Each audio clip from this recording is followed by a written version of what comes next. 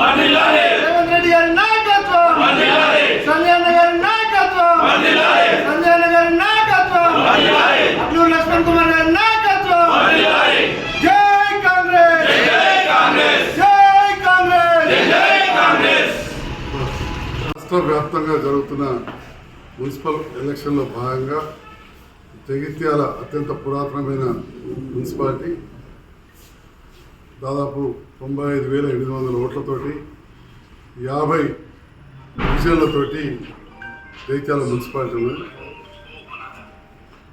ఆ సందర్భంలో నేను కాంగ్రెస్ ప్రభుత్వంతో కలిసి పనిచేస్తున్న సందర్భంలో 30 మంది అభ్యర్థులకు గాను బీఫామ్స్ ఇవ్వడం జరిగింది. అందులో 12 మంది అంతకుముందు పార్లమెంట్ ఎలక్షన్లో కూడా కాంగ్రెస్ పార్టీకి పనిచేసిన వారు ఉన్నారు. మరి ఒక బాధ్యునిగా జగిత్యాల అభివృద్ధి లక్ష్యంగా చేసుకొని ప్రభుత్వంతో గౌరవ ముఖ్యమంత్రి గారు, మంత్రులు, అధికారులందరితో సమన్వయం చేసుకుంటూ స్థానిక నాయకత్వాన్ని సమన్వయం చేసుకుంటూ ప్రభుత్వంతో కలిసి పనిచేస్తున్న సందర్భంలో మరి కాంగ్రెస్ పార్టీపై పోటీ చేసిన అభ్యర్థులకు సపోర్ట్ చేయాలని చెప్పి నాకు ఇచ్చిన 30 మంది కాకుండా మరి సీనియర్ నాయకులు, నా రాజకీయ ప్రత్యర్థి అయిన వారికి కూడా ఒక 20 బీఫామ్ ఇవ్వడం జరిగింది. మొత్తంగా ఒక డివిజన్ తప్ప దాదాపు 49 డివిజన్లో నేను నా వంతుగా ప్రచారం చేయడం కావచ్చు, వివిధ రకాల సహాయం చేయడం జరిగింది.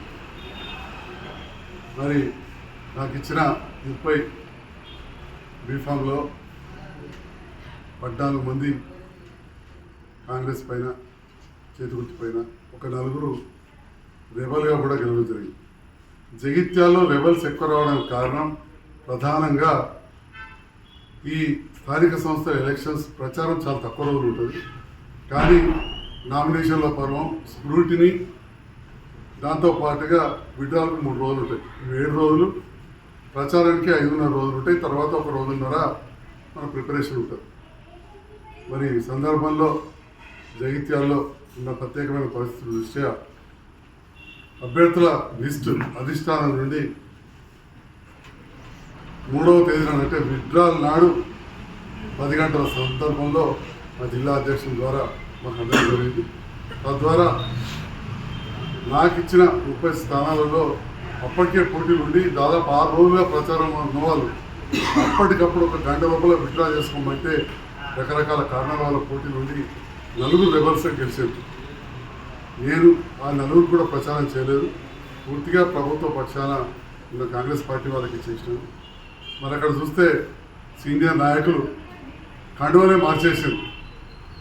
3 రంగుల కండువా తీసేసి పచ్చ కండు వేసుకొని చేతి గుర్తున్న వాళ్ళకి ఎవరు కూడా ప్రచారం చేయకుండా కాంగ్రెస్ పార్టీ రెబల్స్గా గతంలో జెండా మోసింది అనుకుంటూ మొత్తం ఒక 30 వార్డులలో అదే ప్రచారం చేసింది. మరి ఇటువంటి పరిస్థితుల్లో 18 మంది గెలిచి రావడం, ఆ తర్వాత ఇండిపెండెంట్గా గెలిచిన వాళ్ళు వివిధ పార్టీల నుంచి కొన్ని రెబల్స్ ప్రభుత్వంతో కలిసి పనిచేస్తేనే అభివృద్ధి సాధ్యమనే ఆలోచనతో మరి ఈరోజు నాతో కలిసి ఈరోజు ఉండడం జరిగింది. మరి రేపు మున్సిపల్ చైర్మన్ ఎలక్షన్ ఉన్న సందర్భంలో నేను కూడా సీనియర్ కాంగ్రెస్ కుటుంబానికి సంబంధించిన సమీల శ్రీనివాస్ 2005లో కౌన్సిలర్గా ఉండి, తర్వాత వారి సతీమణి 2019లో బీఆర్ఎస్ ఉండి, మొన్న 2026లో కాంగ్రెస్ నుంచి గెలిచింది. మంచి విద్యావంతురాలు. 2వ అభ్యర్థినిగా ఎన్ఎస్యూలో పనిచేసి కాంగ్రెస్ కౌన్సిలర్గా 2014లో ఉన్న తమ్ముడు లక్ష్మణ్ సతీమణి అడవాల జ్యోతి, వారు కూడా 2019లో కౌన్సిలర్గా కొద్ది సమయం మున్సిపల్ చైర్మన్ ఉండి ఇప్పుడు 2026లో కాంగ్రెస్ నుంచి గెలిచింది. అంటే నేను ప్రతిపాదించే లేదా మిగతా ఇక్కడ చాలామంది మెజారిటీ 30 మంది పైన 50కి 30 మంది పైన ప్రతిపాదించే కౌన్సిలర్ అభ్యర్థులు గెలిచిన వారు గెలిచిన వారు కూడా ఈ 2 పేర్లనే సూచించడం జరుగుతుంది. నేను కాంగ్రెస్ అధిష్టానానికి గౌరవ ముఖ్యమంత్రి మున్సిపల్ శాఖ మంత్రి గారు కాబట్టి వారికి పిసిసి అధ్యక్షులు మహేష్ కుమార్ గౌడ్ గారికి ఈ 2 విద్యావంతులు గతంలో కాంగ్రెస్ కౌన్సిలర్గా వారు భర్తలు పనిచేసారు, వాళ్ళ కుటుంబాలు కూడా పనిచేసినాయి. వీరు కూడా ఇప్పుడు కాంగ్రెస్ రిఫార్మ్ పైన గెలిచారు కాబట్టి ఈ 2లో ఒకరి అభ్యర్థిత్వం ప్రకటించాల్సిందిగా విన్నవించుకున్నాను. మరి ప్రత్యర్థైన జీవన్ రెడ్డి గారు సీనియర్ నాయకులు పదే మీడియాలో ఏదో అన్యాయం జరుగుతుందని మాట్లాడుతూ ఉన్నారు. మరి మొదటి నుంచి మా తాతల నుంచి కూడా కాంగ్రెస్ కుటుంబం, దాని గురించి నేను చెప్పాల్సిన అవసరం లేదు. మీడియా మిత్రులు అందరూ కూడా తెలుసు. మా తాతలు వారందరూ కూడా ఎంపీలుగా మంత్రులుగా పనిచేసారు. నేను బీఆర్ఎస్ పార్టీ నుంచి గెలవడం గత సంవత్సరంన్నర కాలంగా కాంగ్రెస్ ప్రభుత్వంతో కలిసి పనిచేస్తున్నా.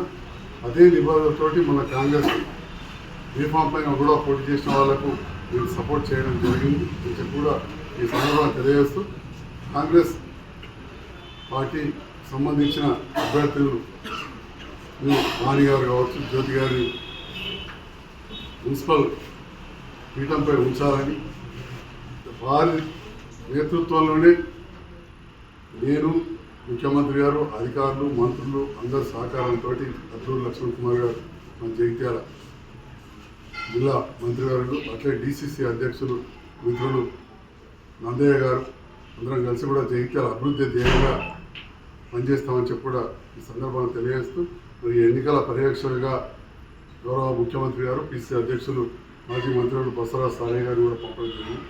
వారు కూడా జగిత్యాలలో జరిగిన అన్ని విషయాలు కూడా, ఎందుకంటే నాకు తెలిసి ఇప్పుడున్న కాంగ్రెస్లో అత్యంత సీనియర్ వారే, 81లోనే కాంగ్రెస్ కౌన్సిలర్, అప్పటి నుంచి చాలా డిసిసి అధ్యక్షులుగా, మాజీ మంత్రిగా, ప్రస్తుతం ఎమ్మెల్సీగా ఉన్నారు. వారు పర్యవేక్షకులుగా ఉన్నారు. వారు కూడా నివేదికలు పంపించారు కాబట్టి తప్పకుండా వీళ్ళ అభ్యర్థిత్వం పనిచేస్తారని చెప్పి నేను భావిస్తూ ఉన్నా. ఇక రాయకల్ విషయానికి వస్తా, ఇంకో మున్సిపాలిటీ అక్కడ మెజారిటీ బీఫామ్లు జీవన్ రెడ్డి గారి వర్గానికి వచ్చినాయి. జీవన్ రెడ్డి గారి వర్గానికి చెందిన వారే కాంగ్రెస్ పార్టీ అధ్యక్షులు, పట్టణ అధ్యక్షులు, వారికి కూడా బీఫామ్ వచ్చింది. కానీ వారు మరి ఇంకొక అభ్యర్థి ఇద్దరు కూడా మొదటి రోజే నామినేషన్ వేసి విత్డ్రా చేసుకున్నారు. దాని ద్వారా అక్కడ కాంగ్రెస్ చాలా వెనుకబడ్డది. అయినా కానీ అక్కడ 3 కాంగ్రెస్ నుంచి గెలిచారు, ఒకరు రెబల్గా గెలిచారు. మరి అక్కడ పరిస్థితి కొంత బాగలేదు. కానీ జగిత్యాల మున్సిపాలిటీలో ఖచ్చితంగా కాంగ్రెస్ పార్టీకి చెందిన ప్రభుత్వంతో అనుకూలంగా ఉండే మున్సిపల్ చైర్మన్ అభ్యర్థిని, ఎందుకంటే బీసీ మహిళా అభ్యర్థిని అయితే అని చెప్పి భావిస్తూ మరి ఈ సందర్భంలో మా సమీల వాణి గారు మున్నూరు కాపు సామాజిక వర్గం, బలమైన సామాజిక వర్గానికి చెందిన ఆడబిడ్డ, అట్లనే జ్యోతి గారు వారు కూడా పద్మశాలి సామాజిక వర్గానికి చెందిన ఆడబిడ్డ, వీరిద్దరిట్లో ఎవరైనా ఒకరిని సెలెక్ట్ చేయాల్సిన విజ్ఞప్తి చేస్తాం. అల్టిమేట్గా పార్టీ పెద్దలకు, ముఖ్యమంత్రి గారికి మా నిర్ణయాన్ని మా విజ్ఞాపన చేస్తూ ఉన్నాం. వారి నిర్ణయాన్ని కట్టుబడి ఉంటామని చెప్పి మీడియా ద్వారా తెలియజేస్తాం.